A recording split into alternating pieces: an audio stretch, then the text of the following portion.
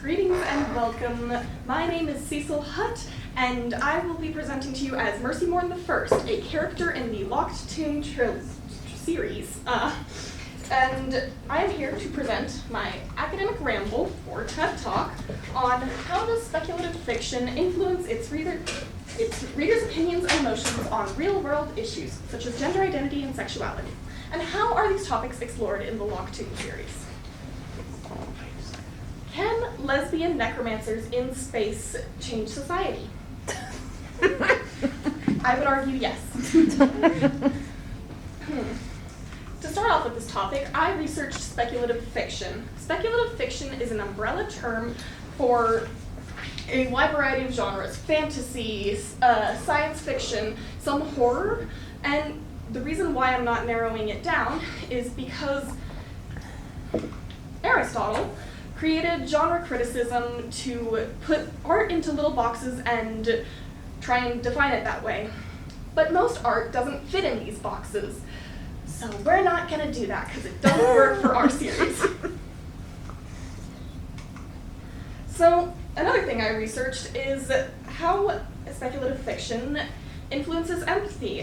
Speculative fiction is a tool for changing societal opinion because it uses point of view perspectives and getting into a character's head to help you better understand what a character different from you can be like. And it's not just the character that's in its head. Speculative fiction in of itself is an exploration of the human experience. Speculative fiction also is good for exploring critical thinking of societies that are not our own. The distance from our society that we get in speculative fiction, not just from it being a completely different world, but it being a completely different people system or a society, helps hook readers in.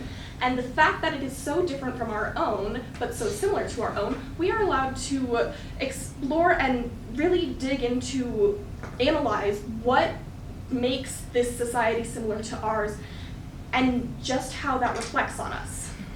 Because in itself, fiction is reactionary.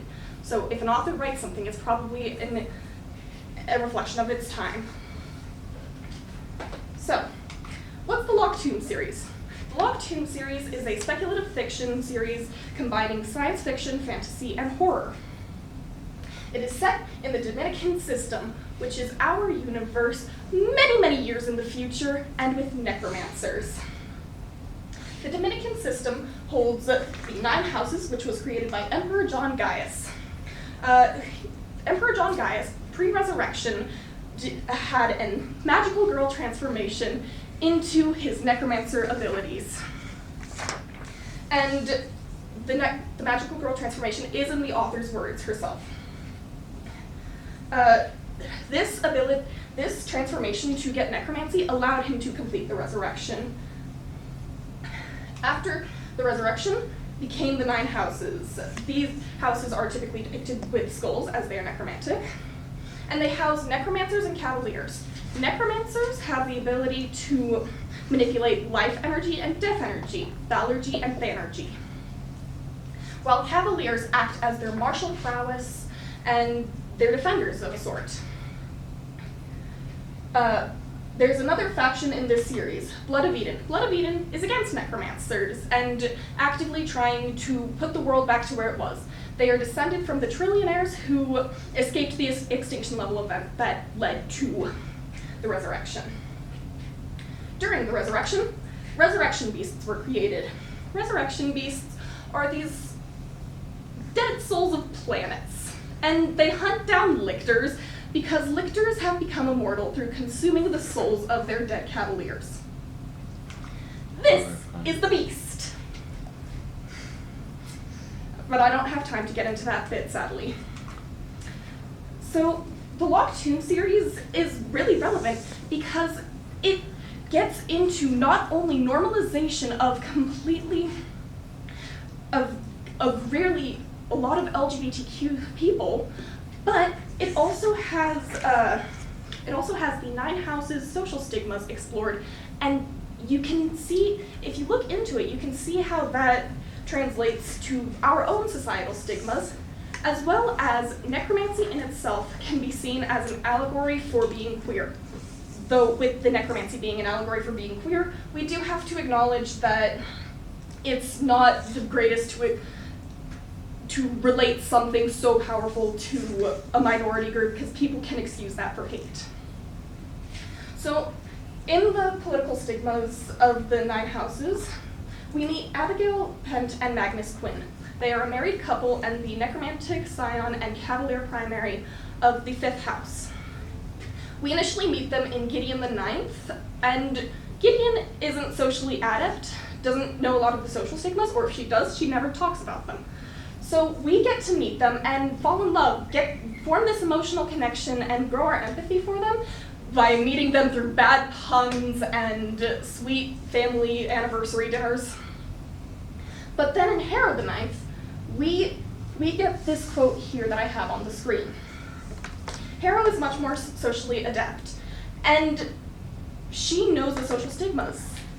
Abigail, Pent, and Magnus Quinn are in a relationship that isn't deemed socially acceptable because they are necromancer and cavalier. However, an interesting parallel I have drawn with this being socially acceptable, like some queer relationships are deemed socially acceptable by people who don't view being queer as socially acceptable, is the fact that they were married before they became cavalier and necromancer sort of allows Harrow to justify them, much like how people will justify, like, say, lesbians in our world. It's a really interesting parallel that I came across. Gideon and Harrow, these are some quotes to show just how much, at the beginning of the series, they seem to hate each other. Gideon and Harrow grew up absolutely as rivals, and they were raised to be rivals. They were raised in one of the most religiously extreme houses in the 9 houses. And that religious stigma it influenced how they behaved towards each other, much like how minority groups born into a religious or conservative community can internalize that to themselves. They don't actually hate each other, as exhibited by this and many other quotes. They are each other's only friends. And it kind of shows how even in, like, with the real world, when a person is, like, so deeply entrenched in that, they tell themselves they think that, but they don't actually feel that, and they can grow from it. And that's a parallel I've drawn between them. Their relationship really grows in such a way that it sucks you in with your empathy, and then when you're not even paying attention, you find these things. It even goes so far in the series for Magnus to compare Gideon and Harrow's bond with each other to his own relationship with his wife, to show just how much, like, the socialization does not equate the feeling, and the same can be said for our own society. Many changes in thinking happen because you don't feel the way you were socialized. Palamides and Camilla are another example of a necromancer and cavalier relationship outside of the socially acceptable in the Locktomb series. And they are the scion and cavalier primary of the 6th house. Tamsin Muir describes them as moral, ambitious, codependent nerds.